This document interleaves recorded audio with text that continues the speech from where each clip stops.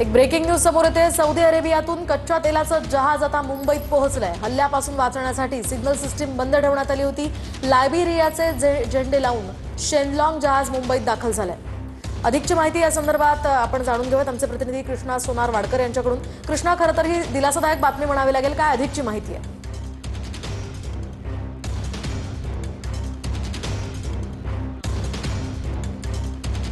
मोहिनी, खरं तर आता मी मुंबईच्या समुद्राच्या आतमध्ये आहे आणि इथे जे जहाज आलेलं आहे सौदी अरेबियाचं ते आता मुंबईच्या समुद्र किनाऱ्यामध्ये पोहोचलेलं आहे। खरं तर सौदी अरेबियामधून इथपर्यंत युद्धजन्य परिस्थितीमध्ये हे जहाज सुरक्षितपणे इथपर्यंत आणणं हे एक प्रचंड मोठं आव्हान होतं। मात्र भारताची कॅप्टन्सी असलेले हे जहाज अखेर 1,35,000 मेट्रिक टन इतकं कच्चं तेल घेऊन मुंबईमध्ये पोहोचलेलं आहे। आणि मागच्या काही दिवसापासून आपण पाहतो की आखाती देशामध्ये ज्या पद्धतीनं युद्धजन्य परिस्थिती निर्माण झालेली आहे किंवा ज्या पद्धतीचा तणाव निर्माण झालेला आहे, त्यानंतर ज्या आखाती देशामधून आपल्याला इतके वर्ष कच्चं तेल पुरवलं जात होतं किंवा त्या समुद्रमार्गाने येत होतं, तिथून हे तेल येऊ शकेल का अशी एक भीती होती आणि कच्च्या तेलाचा कुठेतरी तुटवडा निर्माण होईल असं देखील बोललं जात होतं। अखेर सौदी अरेबियाच्या समुद्र किनारपट्टीतून हे जहाज मुंबईच्या समुद्र किनारमध्ये आता सुरक्षितपणे पोहोचलेलं आहे आणि लायबेरियाचे झेंडे लावून कुठेतरी दुश्मन ज्या पद्धतीने हल्ले समुद्र किनाऱ्यामध्ये जहाजांवरती होत आहेत ते चुकवत हे जहाज सुरक्षितपणे आणण्याचं आव्हान जे आहे ते भारतानं पेललेलं आहे। आणि 1,35,000 मेट्रिक टन